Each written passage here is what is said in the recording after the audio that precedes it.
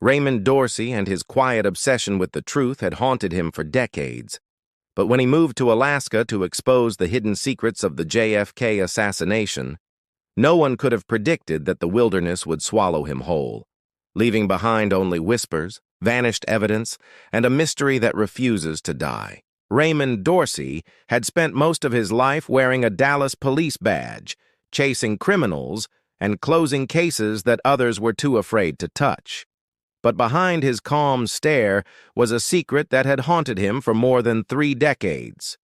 He claimed he'd seen evidence that proved the official story of President John F. Kennedy's assassination was not just incomplete, but intentionally falsified. In the years after the tragedy, Ray had worked in the department's evidence division, where he'd handled boxes of files and photographs that later vanished without explanation. At first, he convinced himself it was bureaucracy, paperwork lost in the shuffle. But when he asked questions, people he trusted told him to stop. His house was broken into twice, yet nothing was stolen. When his phone line began crackling and strange cars started parking across the street from his home, he knew the warning was real. By 1998, Ray had grown tired of running from shadows. He retired early, sold everything he owned, and drove thousands of miles north until the roads ended in Alaska. It was there, in a remote stretch near the Matanuska Valley, that he found peace, or at least enough distance from his past to breathe again. He bought a small log cabin surrounded by endless forest, the kind of place where no one asked questions and everyone minded their own business. The few who met him described him as polite, but guarded. He avoided crowds, never visited town unless he had to, and spent long hours writing in notebooks by candlelight. When asked what he was working on, he said he was documenting a piece of history that never made it to the public record. Ray often took long drives into the mountains with stacks of papers and old cassette tapes in the passenger seat. He returned at odd hours, sometimes just before dawn, and once told a store clerk he was gathering proof that would change what people think they know about America. His words sounded like a conspiracy to most, but there was something about the conviction in his eyes that made people uneasy. One winter, he started mailing packages to journalists in Dallas, New York, and Washington. Inside were photocopies of what looked like police documents and typed notes about a supposed federal interference in the original JFK investigation. Some reporters ignored them. Others tried to verify the content, but found nothing in official records. A few letters were returned, marked undeliverable, as if the sender didn't exist. As the months passed, strange occurrences began around his property. A neighbor once saw headlights on Ray's driveway at midnight, but by the time she looked again, the lights had vanished. Another time, a helicopter was spotted circling the area, flying low before disappearing into the clouds. Ray stopped answering his phone entirely. He told one local shopkeeper that he felt someone had tracked him down. Then, as the first snow settled that November, he vanished. When the mail piled up outside his cabin and no one saw smoke from the chimney, neighbors alerted the authorities. It was as if he had walked out of his house and dissolved into the cold Alaskan air, leaving behind only a half-finished manuscript and the mystery of what he might have uncovered. When authorities arrived at Raymond Dorsey's cabin, the scene was eerily quiet, almost frozen in time. Snow crunched under their boots as they approached the front door, which was slightly ajar despite the harsh winter winds. Inside, the air was cold, and the small wood stove had long since gone out. On the kitchen table sat a plate with half-eaten food, a cup of cold coffee, and a typewriter with a sheet of paper still rolled in, a sentence incomplete as though he had been interrupted mid-thought. There were no signs of forced entry, no overturned furniture, no footprints leading away from the house that could indicate a struggle or a hurried departure. The only note left behind was a single line written on a scrap of paper. "They found me." Underneath the floorboards, hidden beneath loose planks that had been carefully removed and replaced, officers discovered a trove of materials that revealed the extent of what Ray had been investigating. There were dozens of tapes, photographs, and meticulously organized notes, all pointing to a clandestine group he referred to only as the Federal Liaison Unit.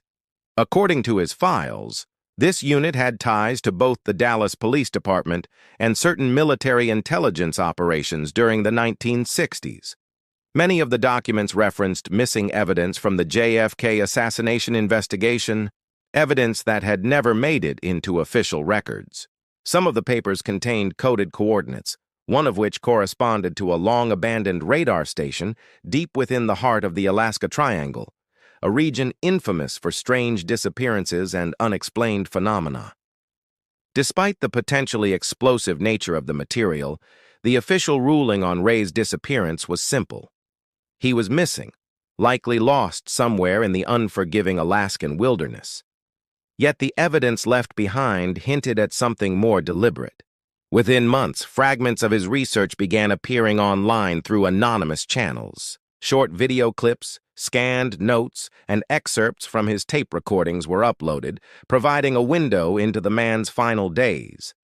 The recordings included audio from old police interviews, cryptic messages, and even a faint, distorted voice whispering, "They buried it where no one will ever find it." For those who examined the metadata, the location was pinpointed to the northwestern reaches of Talkeetna, deep within the Alaska Triangle. Investigators tried to trace the sources of the uploads, but every lead ended in a dead end. Some believed someone was trying to keep the information alive, others suspected it was a warning. The timing of the posts coincided with Ray's disappearance, leading many to wonder if he had managed to send out pieces of his research before vanishing entirely. As winter gave way to early spring, the surrounding forest began to reveal signs of unusual activity. Tire tracks appeared and disappeared without pattern. Footprints ended abruptly at frozen rivers, and wildlife behaved oddly near the cabin. The sense of unease was palpable. Locals who had once dismissed Ray IS warnings about being followed now whispered about the strange lights seen in the sky and the low, humming noises that seemed to come from nowhere. His cabin, once just another home on the outskirts of town, had become a focal point for speculation and fear. Even among seasoned investigators, there was a quiet acknowledgement that Ray had stumbled upon something far bigger than anyone could have imagined. His disappearance was no simple case of a man lost to the wilderness. It seemed deliberate, calculated, and deeply connected to the secrets he had been pursuing. In the months following, the story of Raymond Dorsey began to spread beyond Alaska, drawing attention from conspiracy theorists, journalists, and anyone with an interest in the unanswered questions surrounding the JFK assassination and the strange phenomena of the Alaska Triangle. A year after Raymond Dorsey vanished, a small documentary crew made their way into the Alaskan wilderness to follow the trail he had left behind. Armed with Ray's coordinates, old photographs, and notes recovered from his cabin, they navigated dense forests, frozen rivers, and abandoned logging roads. The deeper they traveled into the mountains, the heavier the silence became, broken only by the crunch of snow underfoot and the occasional caw of a distant raven. Their GPS devices began to behave strangely, jumping between coordinates and sometimes failing altogether, as if the landscape itself resisted being mapped. Drone cameras lost signal inexplicably, and batteries drained at an unnatural pace. By the time they reached the area marked in Ray's notes, a sense of foreboding had settled over the crew. The site was a relic frozen in time. Rusted metal structures emerged from the snow, skeletal remains of a radar station Ray had once documented. Desks were still bolted to the floors, wires hung from ceilings like vines, and faded warning signs warned of high voltage and restricted access. A layer of frost covered everything, but beneath it, the evidence of human presence remained intact. It was immediately clear that Ray had been there before. His footprints were embedded in older snowdrifts, and one of the officer's old notebooks lay half-buried in moss near the entrance. As the crew ventured further into the station, they discovered a half-rusted metal suitcase, sealed and partially encased in ice. Inside were photographs, maps, and documents that corresponded with Ray's previous research, including images of himself standing in the same location years earlier, holding papers marked, "For internal eyes only." The documents referenced the Federal Liaison Unit, the missing Dallas police files, and coordinates tied to other secret sites. The crew realized they were standing in a location that Ray had considered so dangerous. He had left a trail of breadcrumbs only someone determined enough would follow. At night, the mountain winds carried an unsettling hum, a low-frequency vibration that seemed to emanate from the depths of the radar station. Cameras recorded flickers of light, subtle at first, then growing brighter and moving in patterns that defied explanation. The crew felt as though they were being watched, though no one else was visible. One of the cameramen swore he saw shadows move along the walls, but the footage showed nothing. Compasses spun erratically, and GPS readings fluctuated wildly, making it nearly impossible to track their exact location. Hours later, a sudden snowstorm forced them to retreat, leaving the suitcase behind. When they returned the next morning, the item had vanished completely. The imprint in the snow remained, as if it had never been moved. Attempts to search the surrounding area yielded nothing. It was as though the mountain itself had swallowed Ray's belongings, or perhaps intervened to protect the secrets he had uncovered. The crew left the site with footage and fragments of documents, but a creeping dread lingered. Every photograph and tape hinted at a deeper mystery, a connection between Ray's disappearance, the missing JFK files, and the Alaska Triangle's reputation for swallowing those who venture too far.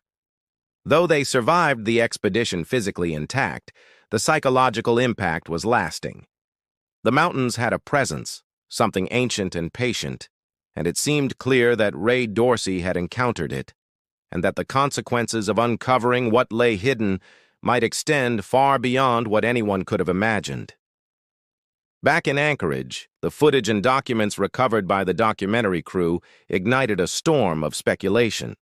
Analysts and amateur investigators scoured every frame of the videos, searching for clues that could shed light on Raymond Dorsey's fate. They noticed faint shapes moving in the shadows, figures that seemed out of place, as if someone, or something, had been observing the crew during their expedition. Maps from the suitcase were compared to satellite images, but the radar station depicted in Ray's photos had no visible counterpart in the modern landscape. Officials claimed it was likely buried under snow, eroded, or removed, but experts in Alaskan geography argued that a structure of that size could not simply vanish. Among the footage, one particular frame sent chills through the online community. Written on a wall inside the station were the letters RD, 12-12-99, clearly etched or painted. The date corresponded to 2 weeks before Ray disappeared, suggesting he had been inside the station shortly before vanishing. The implications were clear.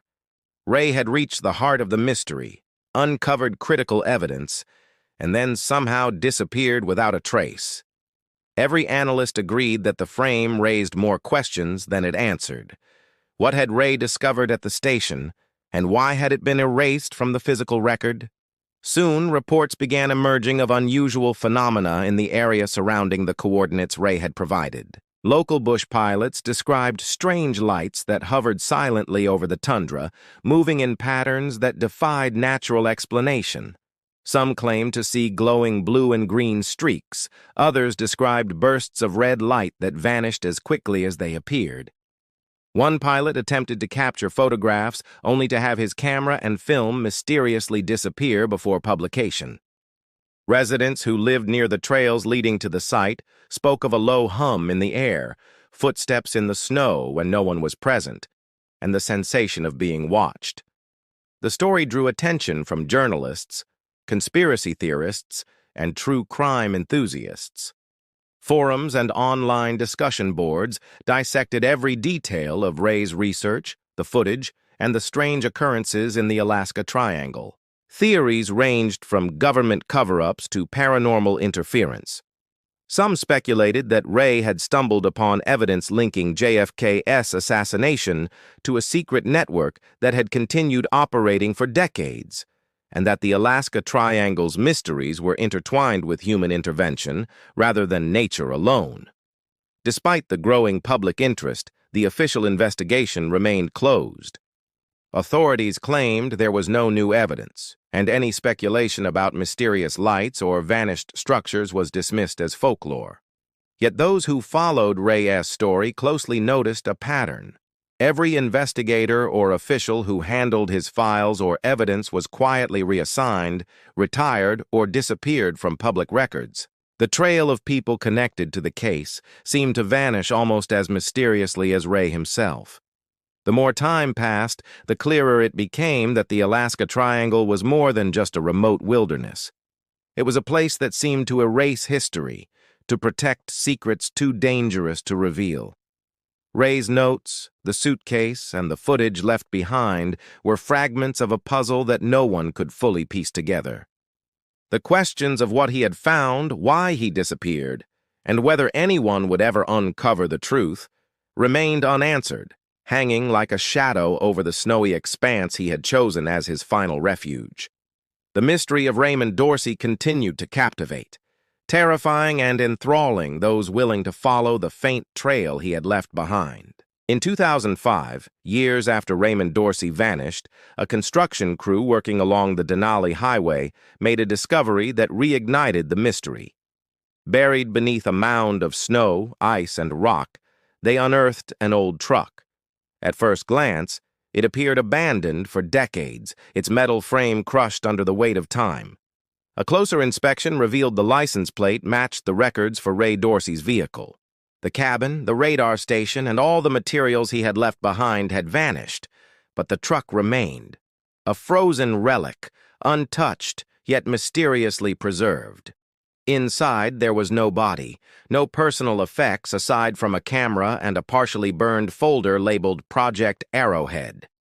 The fact that the truck had been completely hidden suggested a deliberate attempt to erase Ray from the physical world, yet the items inside offered one final glimpse into his work.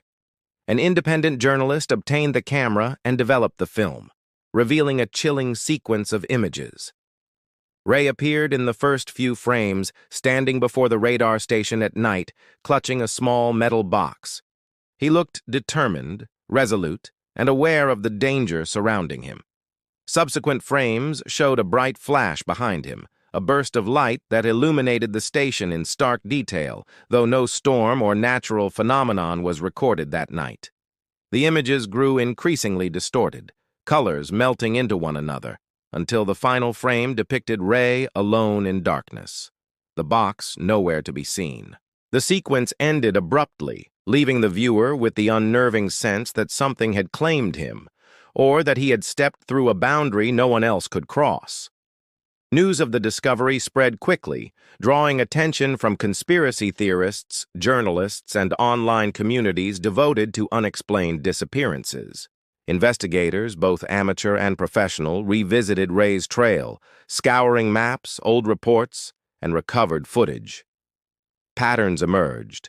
The coordinates Ray had noted, the sites of strange lights, and other disappearances in the region, all pointing toward the heart of the Alaska Triangle. Campers, pilots, and researchers who ventured too close to the area often vanished without a trace. Each disappearance added to the legend, reinforcing the notion that the Triangle was no ordinary wilderness. Speculation about Ray's fate varied. Some believed he had been silenced for uncovering too much about the JFK cover-up, taken before he could expose the names and locations of those involved. Others argued he had discovered something far older, something beneath the ice and snow that predated human interference and had been consumed or transported by forces beyond comprehension. The metal box he carried became a symbol of the unknown, its contents imagined to hold evidence that could change history or confirm the existence of phenomena too dangerous for the public eye. Even decades later, Ray Dorsey's disappearance remained a source of fascination and fear. His cabin, the radar station, the suitcase, and now the truck, All suggested that he had reached the edge of human understanding, encountering secrets that the world was never meant to see. The Alaska Triangle had taken him, or perhaps allowed him to vanish, leaving only fragments behind: photographs, notes, cryptic videos, and the story itself. Those who follow the trail continue to wonder what he discovered and whether the truths he unearthed will ever resurface. In the frozen silence of the Alaskan wilderness, the mysteries Ray chased still linger, waiting for the next person daring enough to follow where he once led.